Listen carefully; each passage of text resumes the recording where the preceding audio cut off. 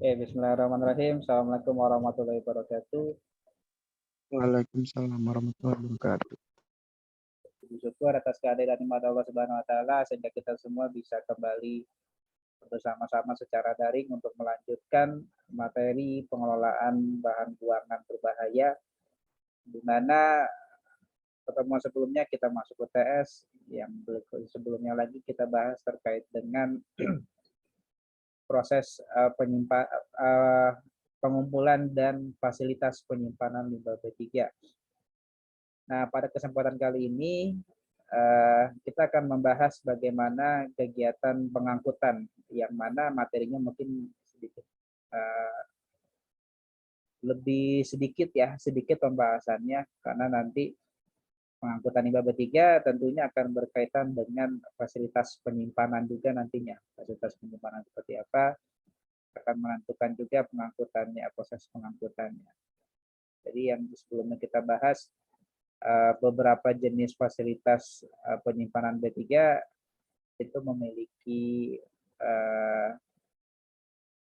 kelebihan dan kekurangannya. Salah satunya adalah terkait dengan proses pengangkutan nantinya. Jadi ada beberapa yang memang bisa lebih mudah untuk proses pengangkutannya, ada yang dia lebih sulit terkait dengan proses pengangkutannya. Kita langsung saja. Secara umumnya nanti ketentuan yang berlaku di Indonesia terkait dengan alat angkutnya itu,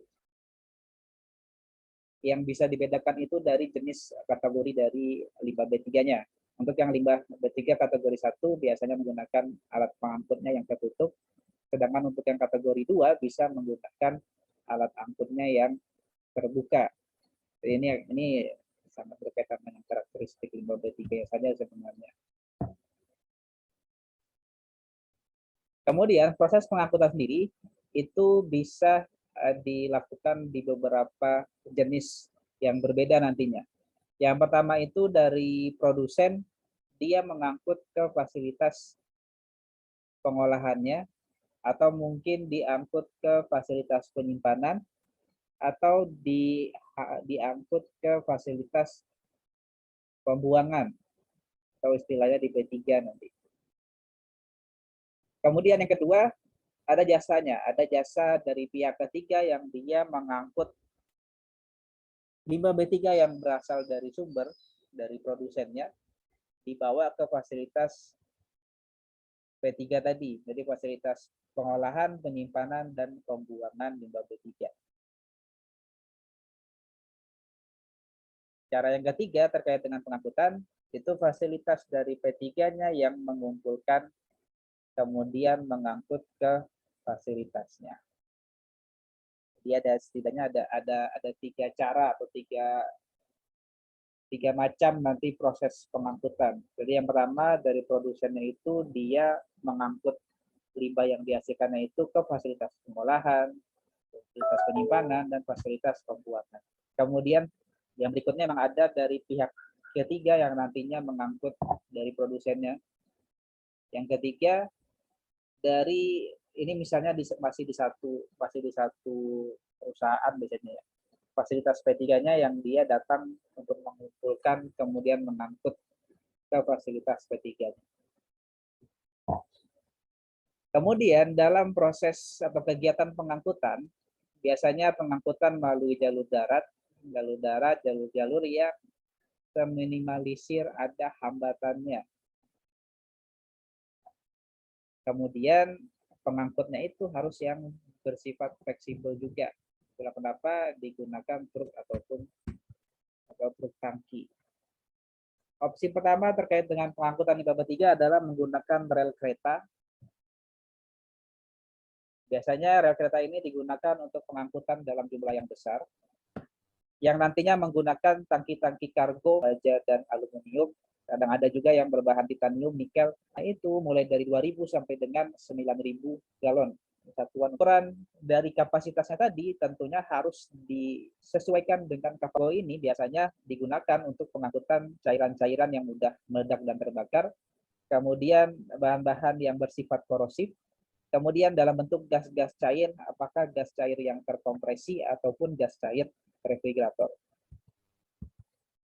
Sedangkan di Indonesia sendiri terkait dengan pengangkutan limbah B3, setidaknya akan ada 3 pola pengangkutan yang berbeda.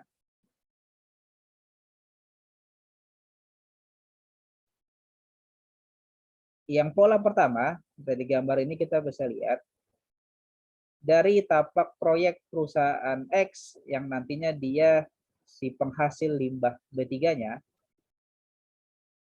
dia atau si limbah B3-nya nanti diangkut melalui jalan umum menuju pihak ketiga. Jadi orang yang memiliki atau mempunyai jasa pengumpulan, pemanfaatan, pengolahan, dan penimbunan limbah B3. Itu pola yang pertama. Pola yang kedua, yang mengelola pengumpulan, pemanfaatan, pengolahan, dan penimbunan itu si perusahaan itu sendiri. Tapi untuk menuju ke fasilitas P3-nya tadi, dia harus melewati jalan umum karena dia berada di lokasi yang berbeda misalnya. Pola yang ketiga, di pola yang ketiga, jalan umumnya itu berada di satu area yang sama, baik si penghasil limbah B3-nya dengan si fasilitas P3-nya. Jadi fasilitas P3 yang tadi mulai dari pengumpulan sampai dengan proses penimbunan di satu lokasi yang sama.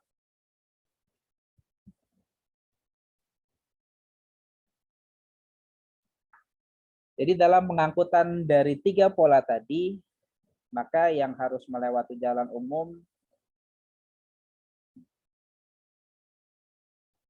yang berada di luar dari lokasi perusahaan, maka itulah yang nanti dibutuhkan adanya izin terkait dengan pengangkutan. Kemudian pelabelan untuk pengangkutan limbah B3 kurang lebih gambarannya seperti yang ada di gambar, menunjukkan nama perusahaan, kemudian simbolnya diletakkan di samping, di depan, dan di belakang yang bisa terlihat dengan jelas pada jarak tertentu ketika dilihat oleh orang yang apakah di depannya, di belakangnya, ataupun di samping.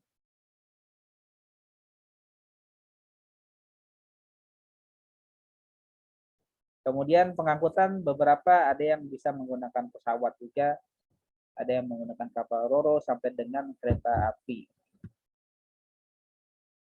Kemudian alat angkut sendiri biasanya kendaraan beroda lebih dari 4. Roda 3 biasanya digunakan untuk fasilitas kesehatan yang nantinya dibawa ke transfer depo ataupun ke bagian pengolahan dan penimbunan. Jadi biasanya dia di rumah sakit, puskesmas. Kemudian ini beberapa contoh gambaran beberapa alat pengangkut darat yang biasa digunakan untuk membawa limbah B3. Jadi di sini nampak ada simbolnya ya, ada simbol yang diletakkan di depan dan di samping pada gambar bisa kita lihat. Kemudian di sini menggambarkan jenis-jenis limbah B3, kemudian diikuti dengan wadah kemasannya dan alat karakteristiknya. Jadi alat angkutnya apa yang biasa digunakan untuk limbah B3 dalam untuk yang jenis cair, untuk yang sludge, ataupun yang untuk dalam bentuk padatan. Mungkin itu ya yang bisa saya bahas pada kesempatan kali ini. Apa ada yang ingin ditanyakan atau ditanggapi, saya persilakan.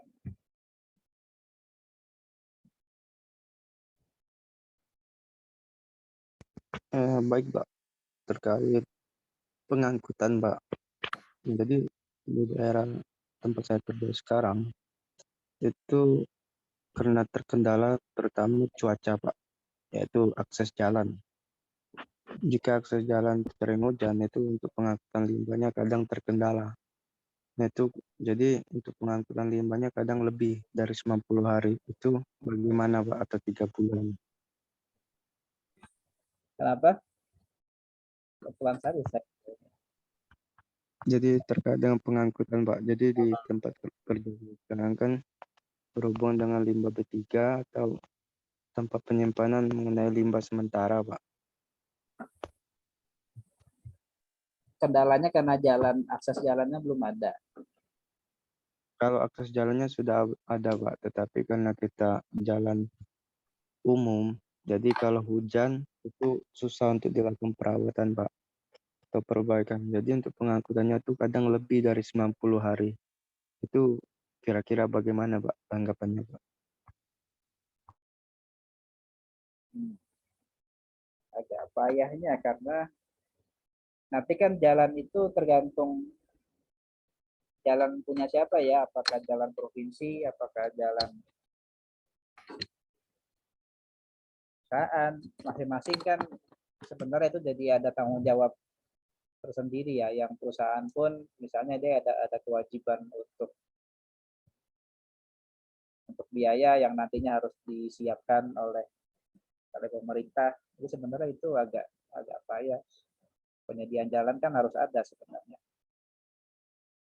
dari Oke, perusahaan. Pak. Sebenarnya kan nggak mungkin dia untuk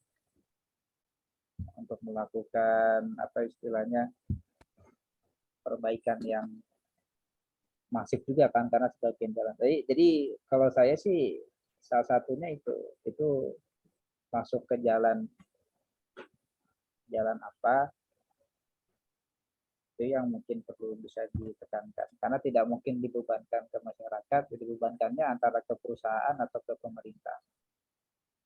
Karena perusahaan pasti kan ada bayar pajak dan kawan-kawannya kan. Harusnya bayar itu sudah termasuk terkait dengan penyediaan jalan sebenarnya. Dari saya itu mungkin yang bisa saya jawab ya kalau untuk saat ini ya. Oke, Pak. Terima kasih, Pak. Oke.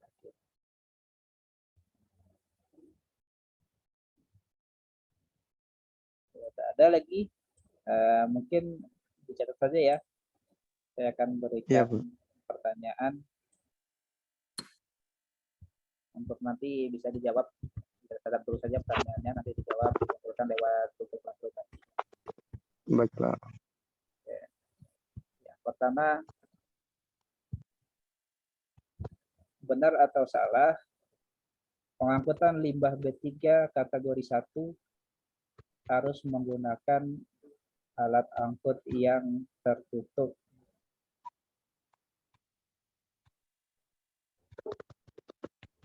Ini nomor 1, benar atau salah pengangkutan limbah B3 kategori 1 harus menggunakan alat angkut yang tertutup.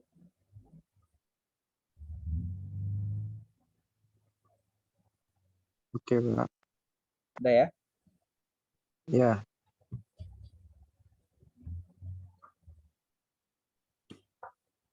Yang nomor 2,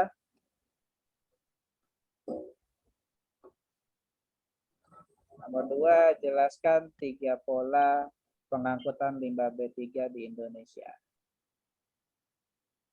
Yang nomor 2, jelaskan 3 pola pengangkutan limbah B3 di Indonesia.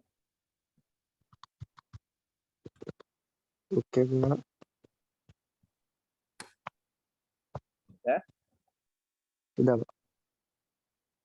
Soalnya 2 saja, silakan nanti bisa dikerjakan seperti biasa, dikumpulkan lewat Google kelas. Nanti akan saya berikan. Ya, Pak.